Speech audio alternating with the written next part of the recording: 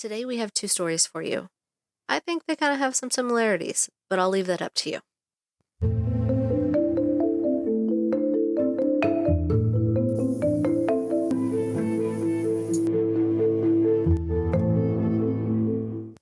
Hello everyone, what's up? Welcome to Before Amber, a true crime podcast. I'm your host, Lady Amy. Kelly Hollan was born on November 17th, 1975, to Judy Moore and Buddy Hollan.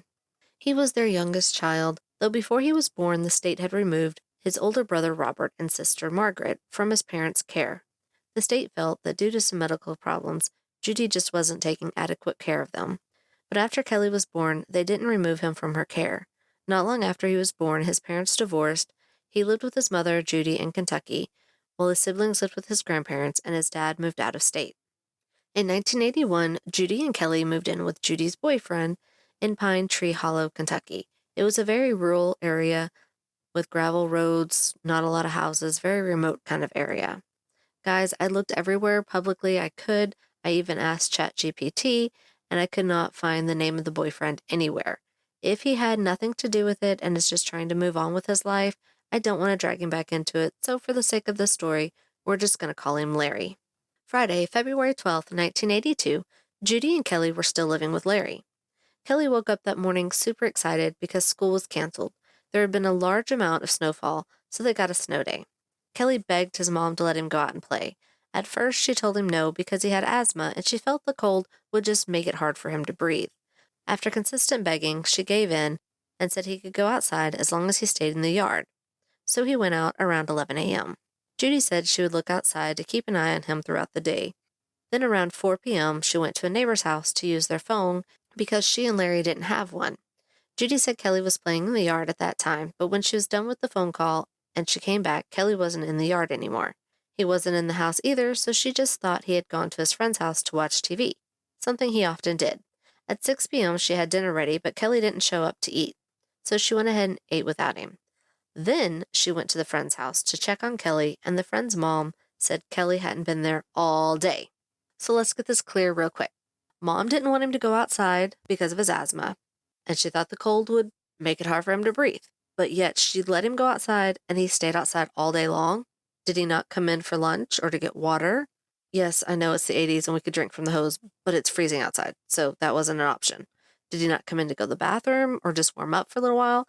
According to her statements, it sounds to me like he was outside all day from 11 p.m. till after dinner.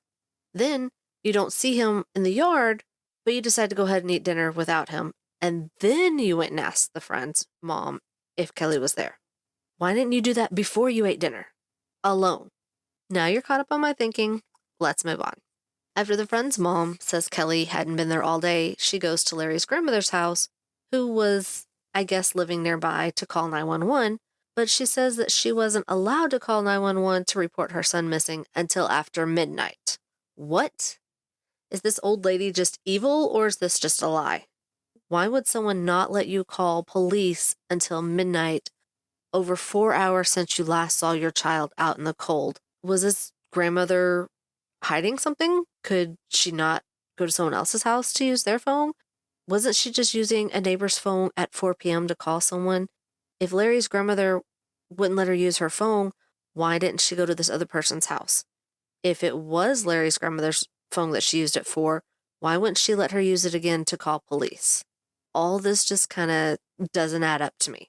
Anyways, Judy said that the police didn't come right away to start the search, so they started without them. However, officers of the Knott County Relief Squad were sent out right away because they feared that Kelly had wandered off and gotten hurt, was stuck somewhere in an abandoned mine, which were apparently all over the area. Judy said they didn't come till daylight, but according to officers, that is not true. They came out, but they could only search for about an hour because the snowfall just got so heavy. It was just totally not safe for them to search. So this is kind of a gray area in the case. You're telling me it's too unsafe for officers who are trained to do this kind of search, but yet you were still out there searching? That doesn't add up either. Because there was fresh snow out, there were no tracks for anyone to follow. The dogs couldn't pick up a scent, either because of the fresh snow or because Kelly hadn't been there. Robert, Kelly's older brother, who was around 10 at the time, that was living with Judy's parents. He said that at the time that Judy called police, she also called her parents to tell them about Kelly. Robert said his grandfather yelled at Judy saying, quote, I told you we should have taken him too, end quote. Reports say that Kelly's family went to the house to help look in those early morning hours, but we don't know how much searching they actually did in those overnight hours. Robert said that he remembers the following weeks, officers dug up the hollows. They drained wells, they dug up creeks, they looked in abandoned mines and under houses, and they found no sign of Kelly. At first, there was a small report that one of Kelly's friends had said that they walked to the store around 4 p.m., but that report really quickly just disappeared. Most likely that friend was misremembering the days. We're talking about a very young child, like 5 or 6 years old, so they probably got some stuff mixed up. No one aside from Judy reports seeing or speaking to Kelly that day. There's no reports of neighbors seeing him in the yard. There was one report from a neighbor that said they saw an unfamiliar green car in the area that day, but that didn't go anywhere. According to Judy, Bobby, Kelly's biological dad, sometimes drove around in a green car. She thinks Bobby has something to do with Kelly's disappearance, but police have found no connection. No connection to him to a green car, and no connection to him in the disappearance. Robert said he remembered at times that him and his dad, when he would visit him in Florida, would go around handing out Kelly's flyers. Robert doesn't think his dad had anything to do with Kelly's disappearance. Bobby is now deceased, so we can't ask him, but police have never seen him as a suspect, even when he was alive. Maybe he had an alibi or the fact that he just lived too far away. Bobby's sisters continued to search for Kelly even to this day, and they firmly believe that Bobby had nothing to do with this. So, back to the search. Police looked everywhere they could, but turned up nothing. Detective Webb was the lead investigator for most of the time, and he said, quote, something about this case hasn't added up since day one, end quote. Detective Webb, I agree 100%. Something just doesn't add up. He took Judy to a hypnosis to see if that would help her remember something from that day, but no new evidence or information came from that. Detective said that there were many people in the area that had criminal backgrounds, and so they thought maybe one of them knew something or did something, but there was no proof of that. Again, it came back to Judy. Over the years, there have been a few tips, but not many. According to Judy, one time a little girl from Arkansas called and said that Kelly was in her class, but the mother took the phone and said the little girl didn't know what she was talking about. Another time, a family member saw a gospel singer on TV that looked like Kelly. Police looked into it, but it wasn't Kelly. In the early 2000s, police said they had gotten a tip that Kelly's body might be buried under the home's old concrete porch, so they took Judy out there to find where the porch had actually been located because the house had been demolished years ago. They dug up the area but found nothing. I also read in the early 2000s, Judy Moore said that she spoke to one of Kelly's former teachers who said that a school in Florida had once requested Kelly's academic and medical files from the Knott County, but it was impossible to say who had made that request because the county records had been destroyed in a fire. Judy has been classified as a suspect, really the only suspect in Kelly's case. She doesn't know why. She has heard rumors that her sister told police that she had killed Kelly and her sister helped bury him. Judy said she asked her sister about this and she denied it, but shortly after this, her sister stopped talking to her.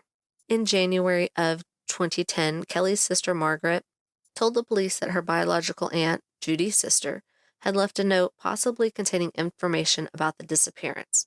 Whether this is true or not, police have never said. Maybe this is why Judy's classified as a suspect.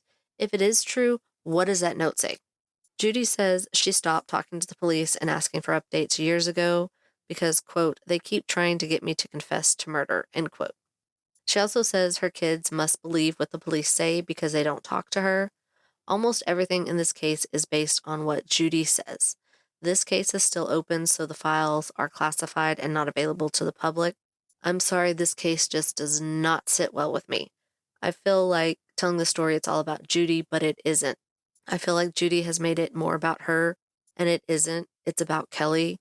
I looked online, I went to forums and Facebook pages.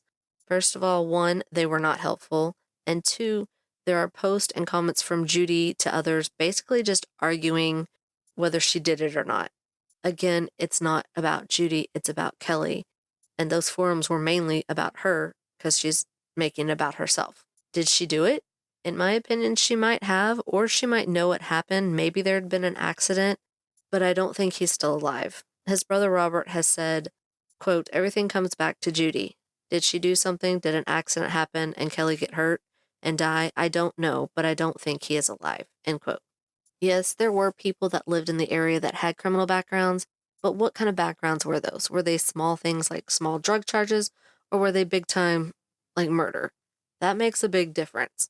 I don't want to blame the mom. I don't want to blame anyone who could possibly be innocent, but there are so many things that just kind of make Judy sus, definitely give her the side eye. Kelly was just a little boy and deserved justice and to be found, even if it is just his body to be laid to rest, where his family can visit and mourn their loss.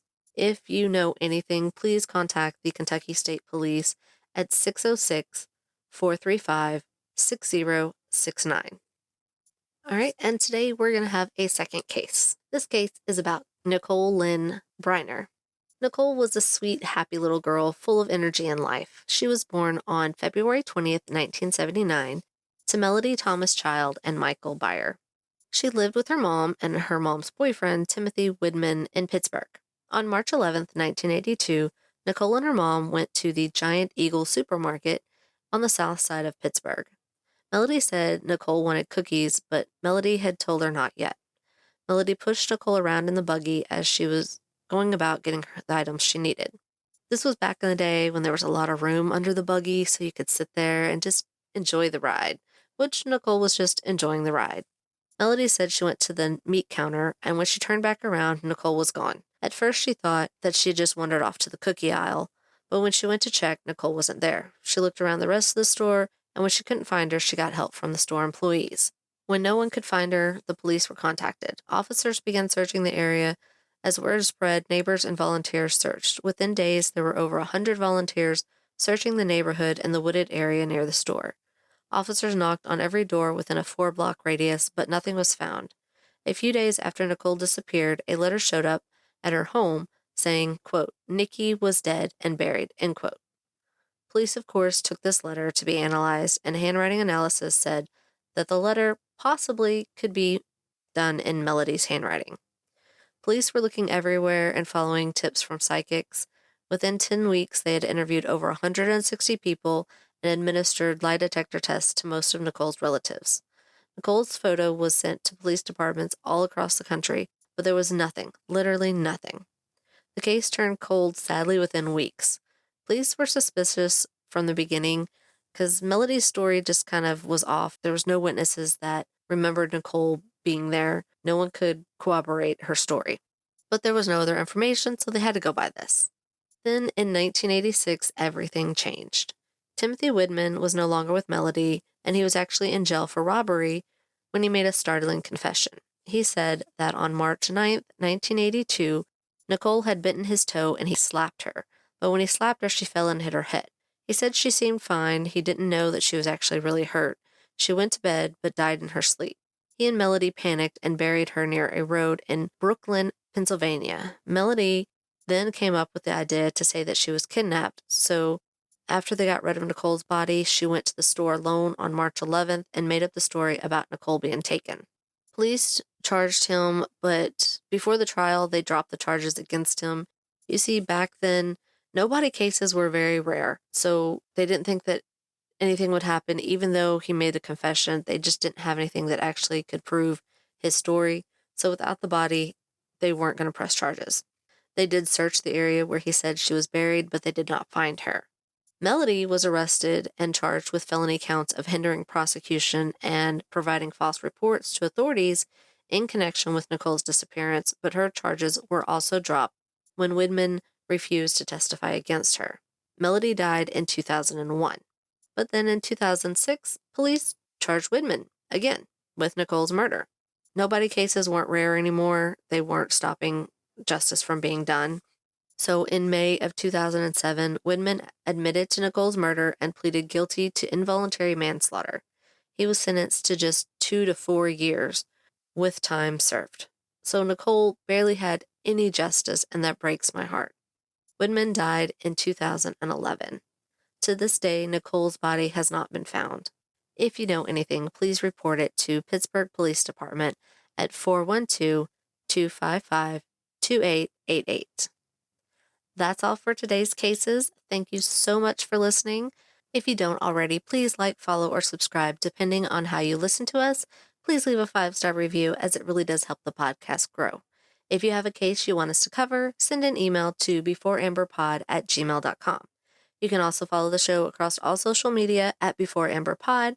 We will be back in a couple of weeks to remember someone else. Until next time, thanks for listening. Later. All sources are listed in our show notes, but some of those sources include newspapers.com, thecharlieproject.org, Facebook, the Lexington Herald Leader, The Messenger, and WHAS11.com.